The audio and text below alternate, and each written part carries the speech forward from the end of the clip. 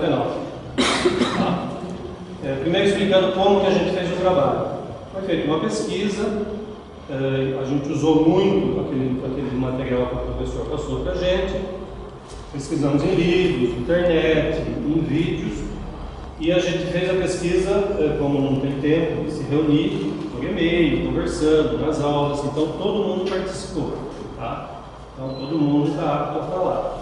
Só que como o tempo é curto, então a gente fez um esquema básico, tá? Vamos fazer uma introdução, a Thalita vai falar uma parte, a André vai falar outra, depois as outras pessoas também vão dar as opiniões referentes ao trabalho, tá?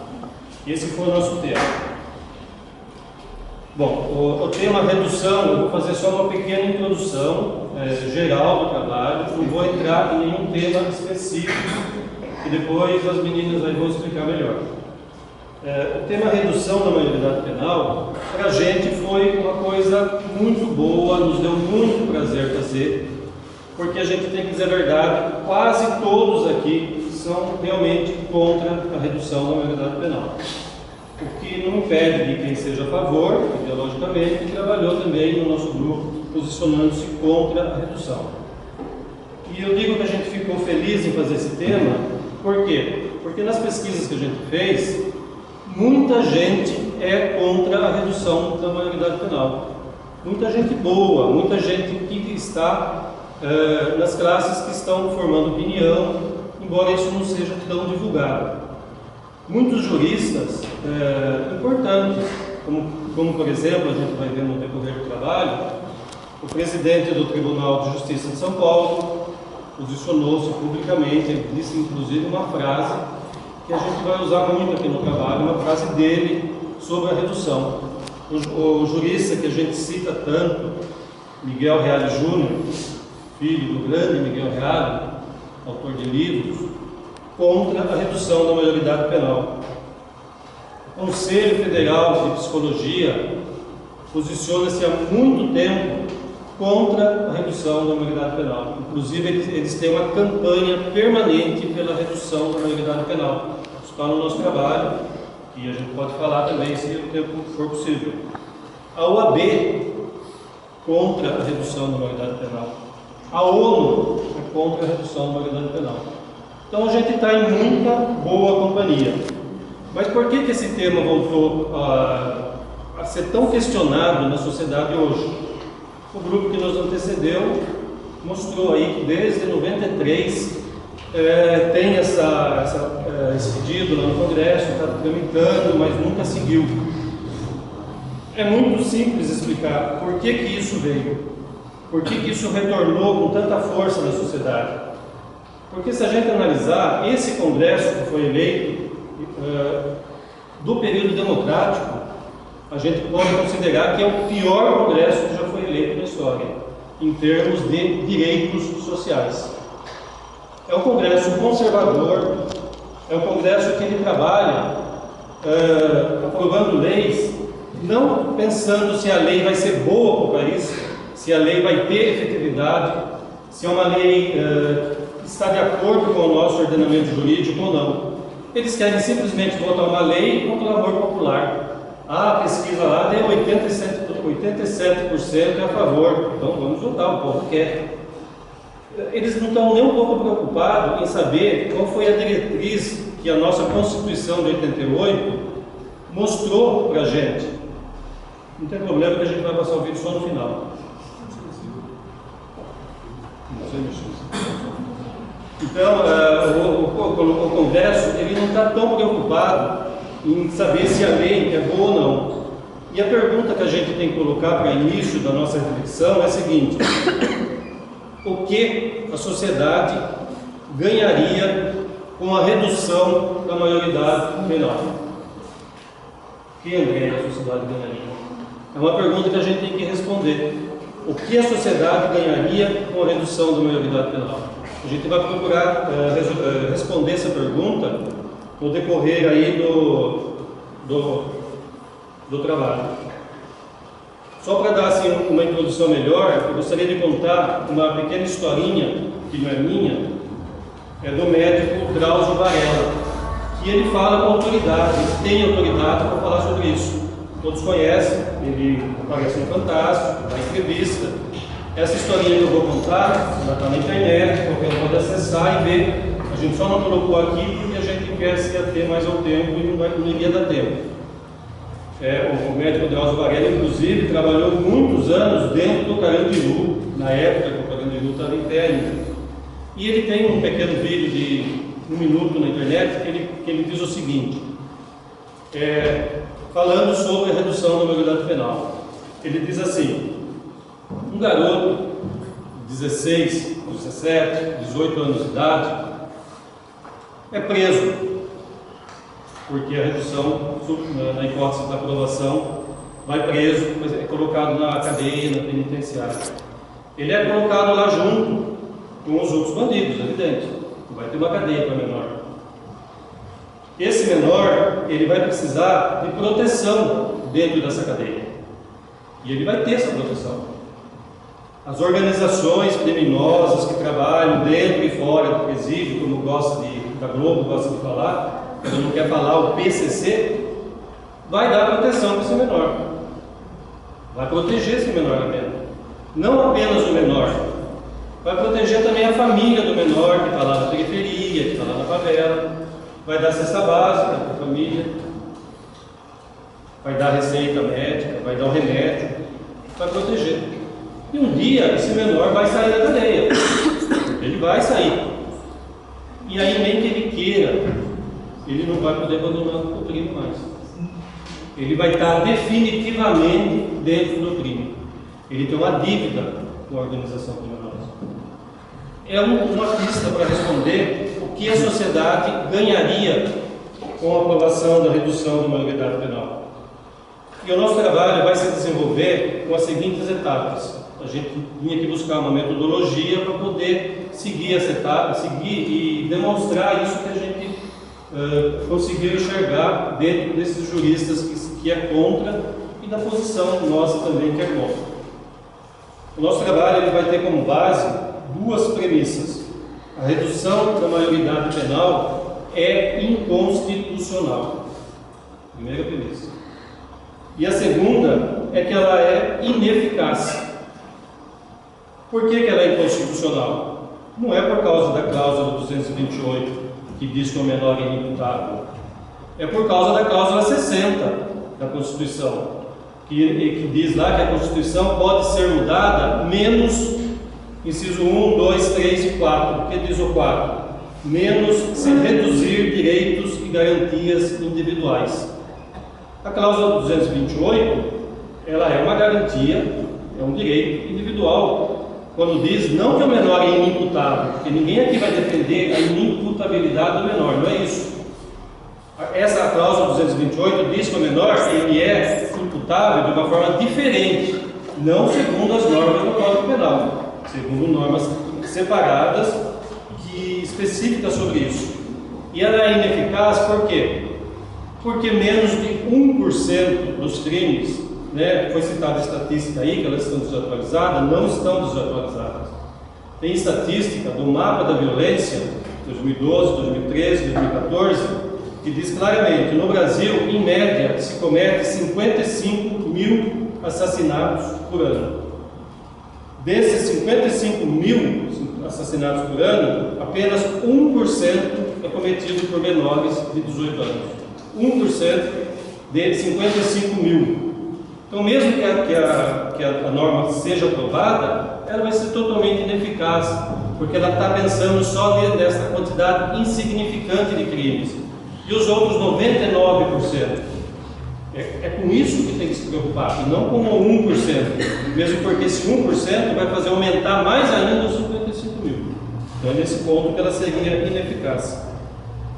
E também porque o ordenamento jurídico do Brasil, segundo a Constituição de 88, conquistada, por penas, colocou o Brasil num outro patamar, inclusive com a assinatura de vários tratados internacionais, que a gente aprendeu aqui nas aulas de direitos humanos, que proíbe totalmente a punibilidade igual dos maiores e dos menores. E o Brasil assinou todos esses tratados.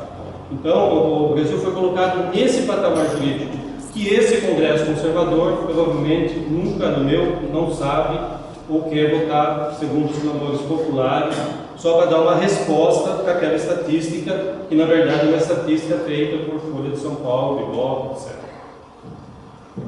Bom, vou falar sobre a inconstitucionalidade da redução da maioridade penal. Hoje no Brasil é comum cada vez mais ouvir que a participação de jovens menores estão cada vez mais presentes no crime do nosso país. Essa pequena participação ela vem gerando grandes discussões, tanto no meio jurídico como até mesmo em todas as camadas sociais.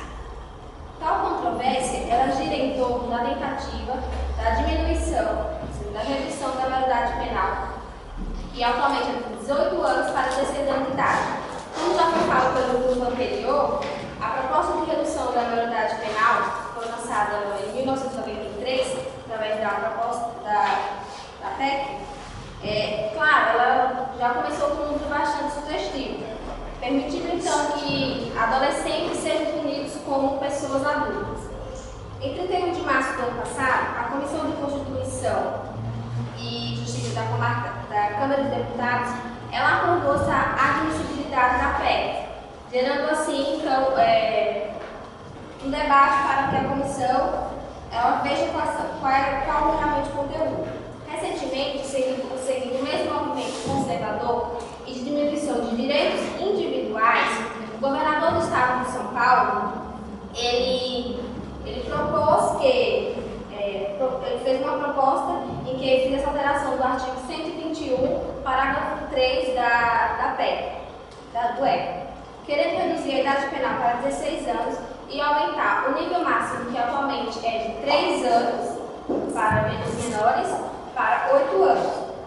Mas, segundo o professor de Teoria Geral do Estado e de Direito Constitucional, Rodrigo Pires da Cunha, em um recente artigo feito pela Folha de São Paulo, ele alega sim que esses direitos são cláusulas pétreas. Por quê? Porque são direitos fundamentais e que não só a família, mas o Estado e a sociedade em si, ela deve sim garantir esse direito para todos os jovens, como direito à vida, saúde, à liberdade, educação e principalmente a convivência familiar e comunitária. Aí nos perguntamos, como vai proporcionar a liberdade, educação, convivência familiar e comunitária em uma visão? Com isso, é importante salientar também que o poder de punição do Estado ele está aí para prevenir que casos de crime venham a acontecer. E ele não pode ser visto como um motivo para ser vingança, mas sim como um preceito para ser pedagógico. Baseado nisso, eu trouxe algumas razões para que sejamos contra a maioridade penal. Dentre as principais são, primeiro, porque esses menores eles já são responsabilizados sim pelas suas infrações penais. Como foi dito aqui, eles ficam impunes. Como que eles ficam impunes? Já existe uma legislação especial para que isso não aconteça. Segundo, porque essa lei já existe, resta ser cumprida. Claro, gente, então todo mundo sabe que os adolescentes eles são regidos pela legislação do ECA. Como que vocês podem falar que essa legislação não existe? Terceiro, porque reduzir a maioridade penal ela não reduz a violência e também não afasta os menores do crime. E quarto, porque os adolescentes eles são maiores vítimas e não são os principais autores do crime, como foi visto pelo grupo anterior e pela introdução do Odair. E quinto, porque educar é a melhor e mais eficiente do que punir. Pautada nessas razões, eu concluo dizendo que o poder do Estado ele deve contar necessariamente com freios e medidas sim, mas que essas continuem sendo pela legislação do ECA. E concluo dizendo mais ainda que não podemos ver os jovens como os vilões da sociedade, e sim como futuros educadores e até mesmo parceiros para a construção de uma sociedade melhor. Sobre a ineficácia da redução da maioridade penal, como nós vimos por que seria ineficaz. Já foi dito pelo grupo anterior, e o Odair também deu aqui na introdução, que as estatísticas dizem que 1% dos homicídios são cometidos pelos menores, de 16 e 17 anos. Então, mesmo que essa lei ela fosse aprovada, reduzir essa delinquência juvenil seria ganhos mínimos para a sociedade, né?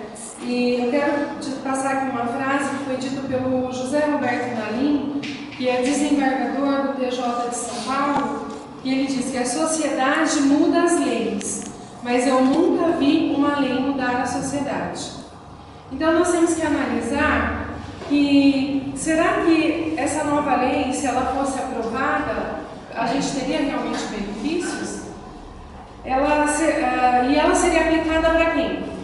Para as classes populares, né, onde os jovens são da periferia, eles já são excluídos, né, da comunidade de consumo, são excluídos praticamente da educação e do mercado de trabalho.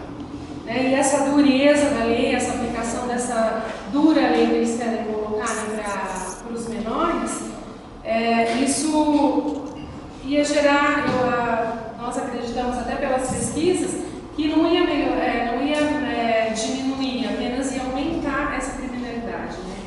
E por quê? Porque num futuro muito próximo, esses jovens de 16 a 18 anos que estariam num presídio convivendo com pessoas do crime, como o Darley trouxe aqui pra gente, que eles seriam protegidos, a família protegida, porque já existe uma organização dentro dos presídios, né? Então nós teríamos o quê? Menores delinquentes formados, diplomados, com direito a mestrado e doutorado e com experiência prática e teórica dentro dessas universidades, né, do crime que são os nossos presídios. E aí eu quero também trazer aqui para vocês, o Roder também disse que nós temos vários institutos que são contra a redução da maioridade penal. A psicologia, ela destaca várias razões, né, para que nós sejamos contra essa redução. Eu vou citar aqui alguns dos pontos que eles colocam nos seus argumentos. Que a adolescência é um período de grandes transformações. Então, qual seria o nosso desafio, né? O desafio do Estado, o desafio da sociedade? É educar esses jovens, né? Emocional, social e física, né? Fisicamente. Se a gente investir em educação, já foi falado no outro grupo também que todo mundo que é contra bate muito nessa tecla. Mas nós vemos que hoje o nosso país não é simplesmente falar que uma mãe tem que ir lá e colocar o seu filho numa escola e fazer com que ele vá à escola, aprenda. Acho que isso é uma cultura que, se a gente começar e inclusive fazer um trabalho com as famílias para saber qual é a importância da inclusão desse jovem numa sociedade, para que ele tenha as possibilidades de conviver com essas pessoas, com pessoas, né, de outras classes sociais, a possibilidade de ter uma educação, como que eu posso colocar aqui, de qualidade, com certeza eles não iriam para o crime. E eles teriam também uma chance melhor no mercado de trabalho, eles teriam uma chance na sociedade. E a psicologia também destaca que uma das coisas da violência está na imensa desigualdade social, né, e nas péssimas condições de vida desses cidadãos que se envolvem em crime. E a violência não vai ser solucionada só pela culpabilização e punição. Antes nós temos que ter as ações sociais. Agir punindo sem se preocupar em praticar ações para evitar a violência, com certeza somente vai aumentar a violência. E reduzir, né, a maioridade penal, um exemplo do Estado, do compromisso com a construção de políticas educativas, né, e de atenção para a juventude. Nós temos que garantir, né, o Estado tem que garantir uma infância e uma adolescência sadia, para que a gente veja esse quadro, né, melhor. Então, nós temos vários argumentos aqui para a gente se posicionar contra, porque esse número que nós temos, ele não é significativo pelos crimes que são cometidos, e inserir esses menores de forma adequada num padrão de ensino, de educação, de envolvimento, eu acho que essa seria a melhor saída realmente para que eles tivessem uma oportunidade, né? Boa noite, gente. Só ratificando tudo que meus colegas acabaram de falar a respeito da PEC sobre a redução da maioridade penal, é só a gente fazer uma análise nós mesmos, não precisa tantas teorias. Com 16 anos, muita gente sabia o que fazia? Muita gente, muita gente. Agora, será que o Fabiano, aquele garoto que está tirando cola no meio da rua, sabe o que está fazendo? Será que ele tem a mesma oportunidade que todo mundo aqui dentro tem? Essa coisa da meritocracia, muita gente fala da meritocracia como se todo mundo no Estado tivesse as mesmas oportunidades que todo mundo. Isso existe? Aquela pessoa que cata papelão tem a mesma oportunidade que eu? É muito fácil de a gente avaliar isso.